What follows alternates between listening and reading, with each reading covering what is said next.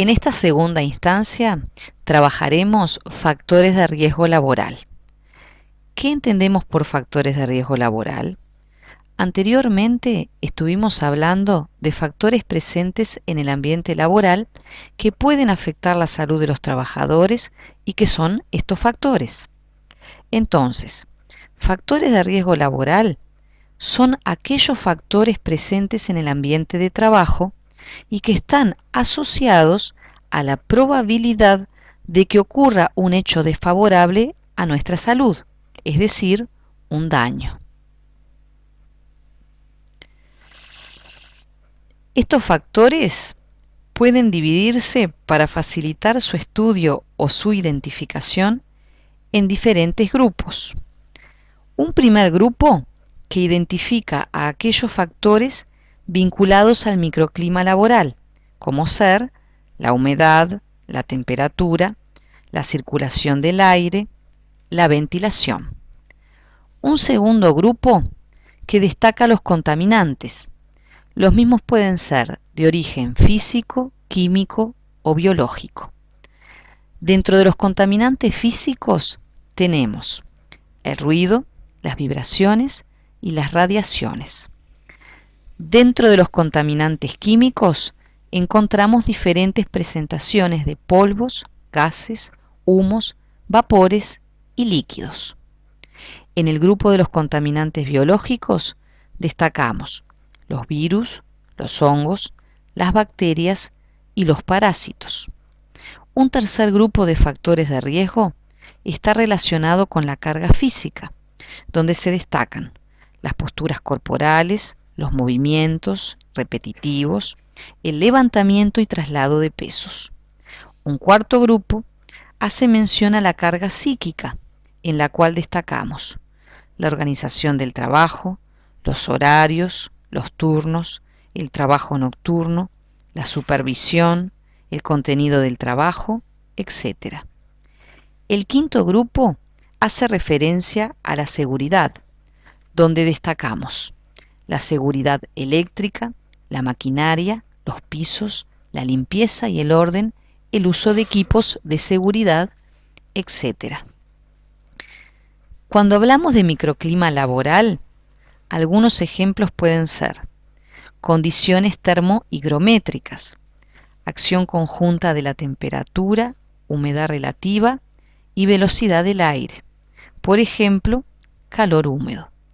Su exceso dificulta la evaporación de sudor, lo que impide la eliminación del calor interno. Por ejemplo, en trabajos realizados frente a calderas, tintorerías, hornos, etc.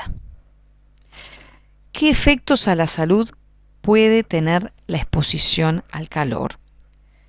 Puede generar fatiga, cansancio, disminución de la atención y concentración, aumentar la posibilidad de ocurrencia de accidentes o lo que se llama el síncope por calor, en donde los mecanismos de eliminación del calor no son suficientes y esto puede llevar a la pérdida de la conciencia de la persona.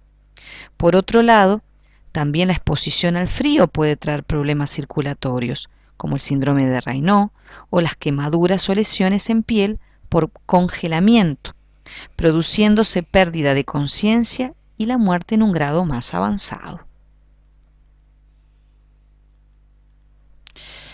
Cuando hablamos de contaminantes, podemos tener exposición a sustancias químicas y los riesgos van a provenir de la propia sustancia.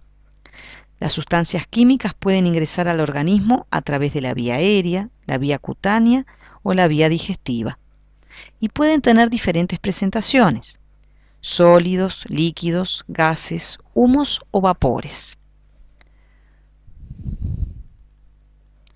Dentro de los factores de riesgo físico tenemos el ruido, las vibraciones y las radiaciones ionizantes y no ionizantes. Debemos recordar que estos contaminantes son de naturaleza física. Como ejemplo, el ruido puede ser considerado como el contaminante más frecuente en el medio laboral. Este se origina en una fuente, se transmite en un medio laboral y llega a un receptor, es decir, a una persona. Se mide en decibeles y según la normativa vigente en la actualidad, el límite aceptado son 80 decibeles para 8 horas de trabajo. Como afección a la salud, tenemos efectos auditivos y efectos extraauditivos. Dentro de los efectos auditivos, el más importante es la hipoacusia, la cual es de origen neurosensorial, no reversible, generalmente bilateral.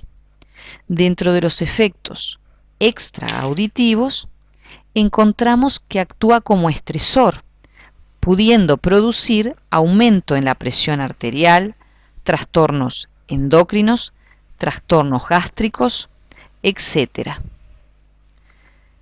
Las vibraciones también son de origen físico.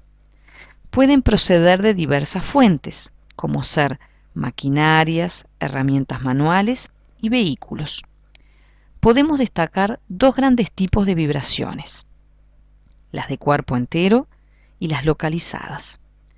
En las localizadas destacamos el síndrome de vibración mano-brazo, con trastornos circulatorios y nerviosos, determinando el síndrome de mano blanca. Las vibraciones generalizadas son las que tienen mayor incidencia de trastornos musculoesqueléticos, neurológicos, circulatorios, digestivos e incluso pueden producir afecciones como, por ejemplo, la esterilidad. Las radiaciones se pueden dividir en ionizantes y no ionizantes. Dentro de las radiaciones ionizantes tenemos como ejemplos los rayos X y las radiaciones gamma. Los daños asociados pueden ser el mutagénico y el cancerígeno. Dentro de las radiaciones no ionizantes nos encontramos con las radiofrecuencias de las antenas emisoras de radio y televisión, los microondas, la radiación ultravioleta, siendo el daño asociado el efecto térmico. Los riesgos de la carga física pueden ser estáticos, es decir, provocar una contracción muscular mantenida en el tiempo, y a nivel de la salud se expresan por dolor. Pueden estar relacionados con trabajo en posturas incómodas, al trabajar arrodillado, encorvado, en cuclillas, etc. La carga física dinámica está dada por la contracción-relajación muscular de corta duración en el movimiento y desplazamiento de objetos, lo cual provoca un sobreesfuerzo. Cuanto mayor es el peso del objeto o cuanto mayor es la rapidez del movimiento repetitivo. ¿Qué afecciones puede traer la carga física en el trabajo? Afecciones agudas, como ser la tendinitis, las contracturas, los esguinces, las hernias de disco, o afecciones crónicas, como ser lumbalgias, cervicobraquialgias o síndrome del túnel carpiano, entre otros. Estas afecciones pueden estar vinculadas a movilización y traslado de peso, posiciones mantenidas, movimientos repetitivos. Son frecuentes en personas que trabajan en cocinas, en la estiba, en choferes, en limpieza, en el área agropecuaria, en enfermería, en oficinas, etc. La carga mental.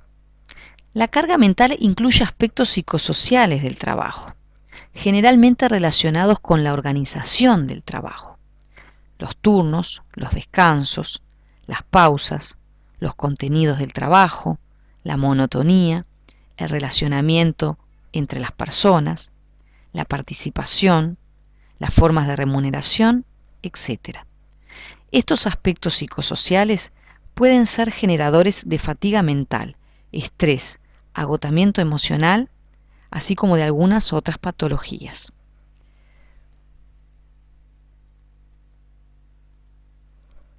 La seguridad constituye el quinto grupo de factores de riesgo laboral.